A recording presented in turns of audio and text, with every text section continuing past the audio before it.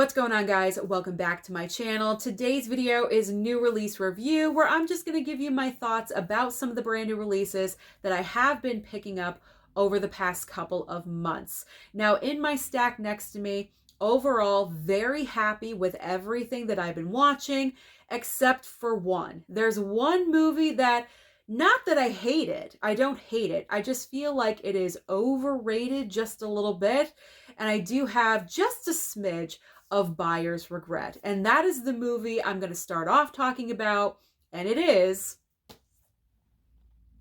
Babylon on 4K. You guys warned me about this. You know me by now. You said, Susan, don't pick it up. Just stream it. Did I listen? No, I didn't listen, and I should have. So I don't hate this movie. I don't hate it. I do think it's overrated, as I said. Now, why do I think this movie's overrated? It was getting nominated for award season. It's got Margot Robbie. Those are the reasons why I picked it up. It has to be good if it's getting nominated for award season, right? Not necessarily. Not necessarily. It wasn't nominated at the Oscars for a reason, and now I know the reason. Pretty much my main issue with this film is that once you get beyond the debauchery, the drugs, and the alcohol, once you take all of that away and you're stripped down to the main plot line of the movie, it's not a unique plot line. It's pretty much the telling of the story of 1920s Hollywood and the transition of movies going from silent to talkies, and the stars of those films, and how are they dealing with that? Can they make that transition? Do they not? How are they coping with that? That is what this movie is all about at the end of the day. There's a lot of filler in this movie, especially the entire sequence with Tobey Maguire's character. You could have taken all of that out and cut out like a half hour of this film. Babylon is a long movie. It's about 3 hours long. So if you took out Tobey Maguire completely and just got rid of everything surrounding that character, you would have shaved off at least 20 minutes. You did not need all of these secondary plot lines that were happening in this film. This is like Wolf of Wall Street combined with The Artist, is what I like to call it. It is insane at the very beginning of the film. There is so much happening. There is nudity, there's nudity, there's drugs, there's alcohol. It is crazy. It's insane. And Margot Robbie is at the center of all of it. And don't get me wrong, I like seeing that every once in a while. But the overall plot line of the movie, as I mentioned, not that unique. And it doesn't help that I just watched The Artist about like a month ago. So that plot line is fresh in my mind. I feel like Babylon, you either love this movie or you just don't care for it. I'm like in the middle because I don't love it, but I don't hate it. So I'm riding the line in the middle, but at the end of the day, I do wish I just streamed it and did not pick it up. It's a nice slipcover. I will say that. Very nice slipcover, but I do wish I didn't pick it up and I just streamed it and I saved $30. So you don't necessarily have to pick up Babylon. All right, let's move on. Now, all the rest of these I recommend. I had a good time with. So let's move on to Plane on 4K from Lionsgate. So Lionsgate sent this 4K my way. I was very happy, very excited. I like a great action thriller. So we have Gerard Butler as the captain of the plane, and you have Mike Colter, who is a prisoner on the plane, and other passengers as well. And this is not your typical plane movie. It does have the initial crash, and it usually with other plane films, that's it. And then you have to deal with the crash. But once this plane crashes down, there is a different situation that pops up that puts the passengers in even more of an emergency situation, and they need to hightail it out of there as fast as possible. So it's kind of like a twist in the movie, just a little bit, and I really enjoyed it. It kind of made it different than other plane films. I don't know how many other plane films there are out there, but you know what I'm saying. Gerard Butler in an action role always delivers. He's great. Mike Colter, I want to see him in other big projects. Like I said, they had a great dynamic, and I really enjoyed this movie. I consider it underrated, so I suggest you go out and buy this 4K Blu-ray, wait for a sale, buy it digital. whatever you want to do, but definitely watch this movie and give it a chance, because it didn't really get a chance at the box office, and it deserves a chance because it's a good movie. All right. Tongue twister. All right, let's move on to Scream Factory titles. I have 2 Scream Factory titles, starting with Exorcist III. Now, I went into this movie completely blind. I did not see Exorcist II, so I didn't know if you needed to see that film to understand Exorcist III. You don't. You can go right into Exorcist III and just watch this movie for what it is. You should watch the first movie, because there is a connection between the first Exorcist film and Exorcist III, but 2 is not needed. You can just, jump over that one and just go to this one. Exorcist III has a great 4K transfer, and you have powerful performances. So I highly recommend you pick up Exorcist III to add into your Scream Factory collection. The other Scream Factory title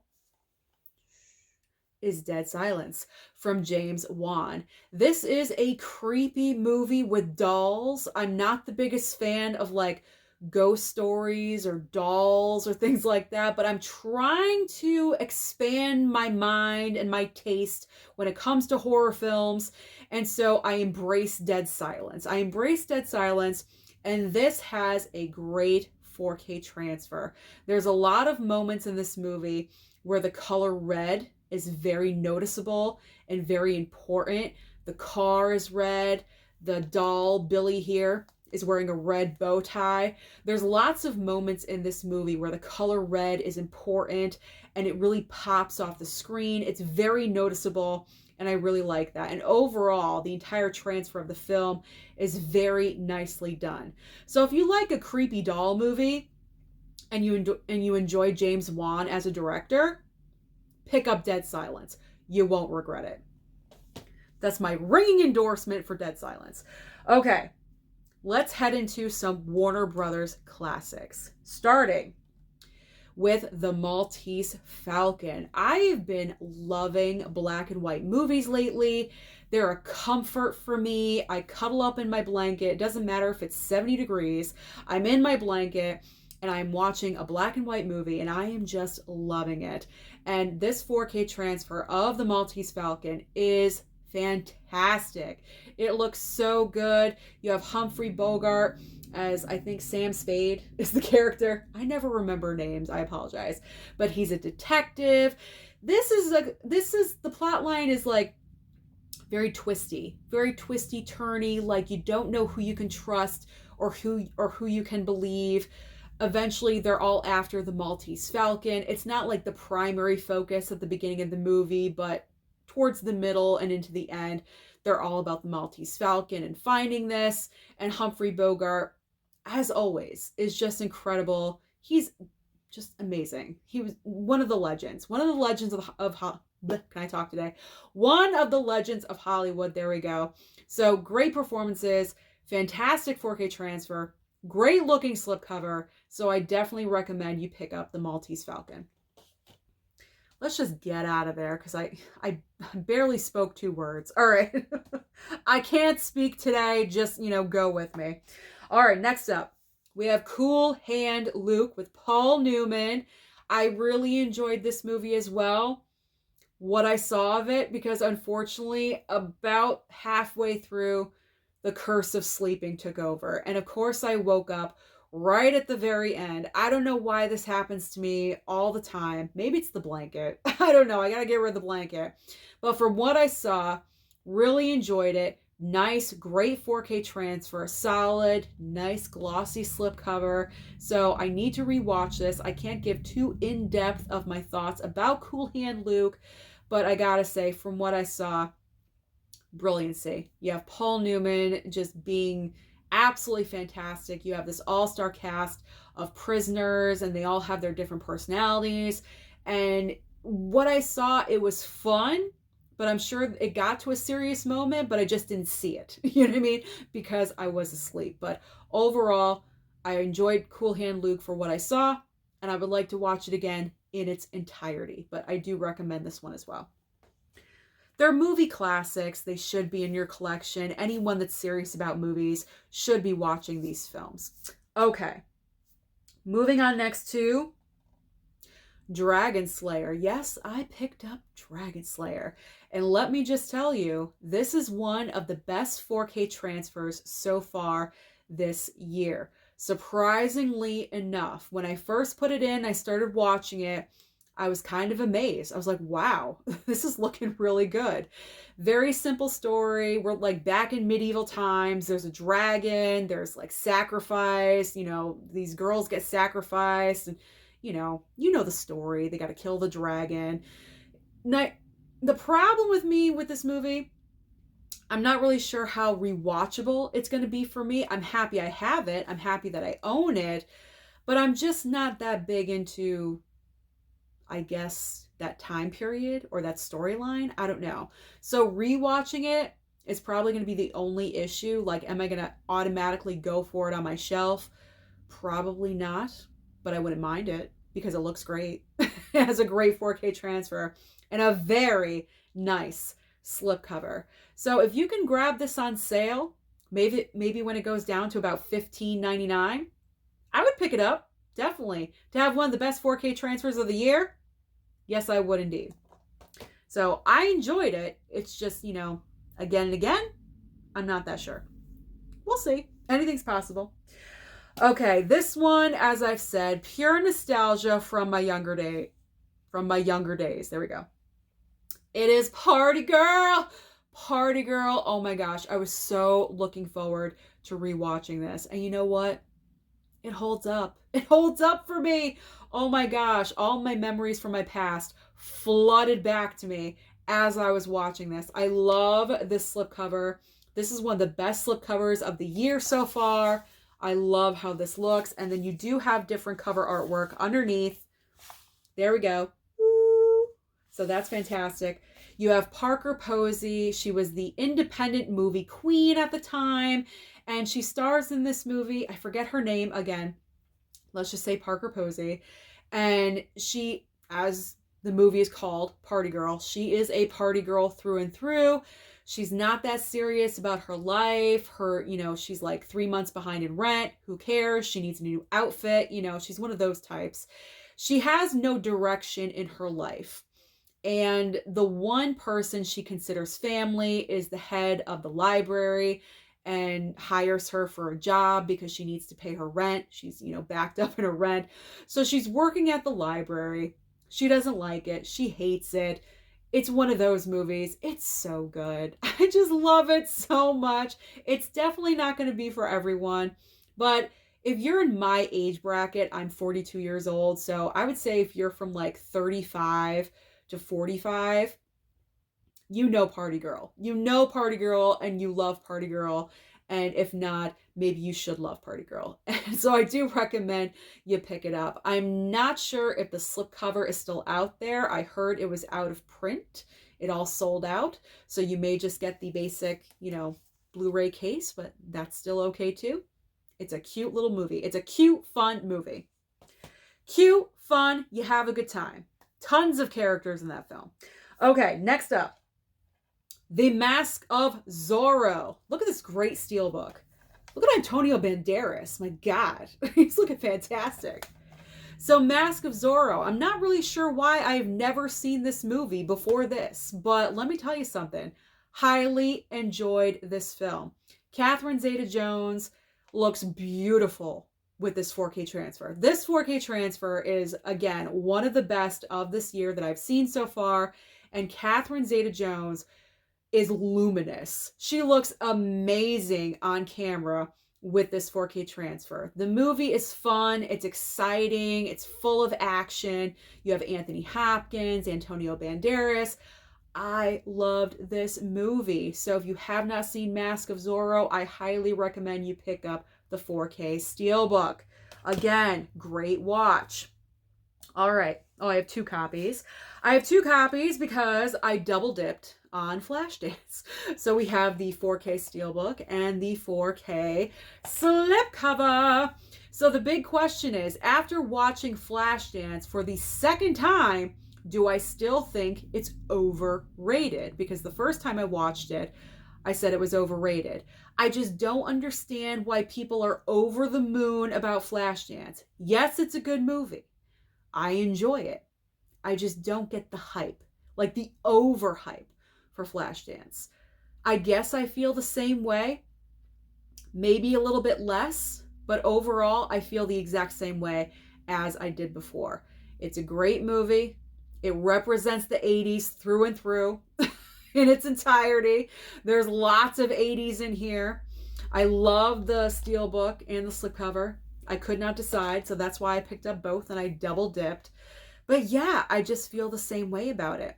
And the 4K transfer, very nice. It's not the best. It's not Dragon Slayer.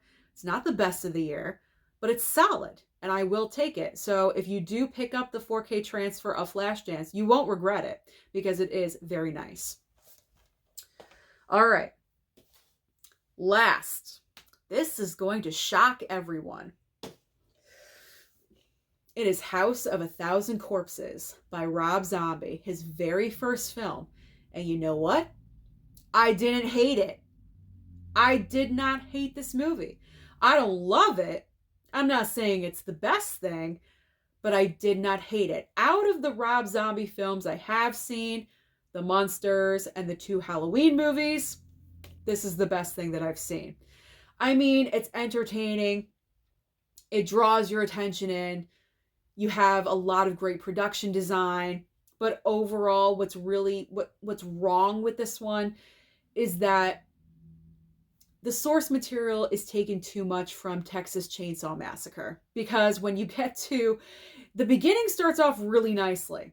I like how the movie starts. You have Captain Spaulding. He's a great entertaining character, and you're kind of worried about, you know, the four kids. Let's just call them the 4 kids. They're not kids, but we'll call them the 4 kids.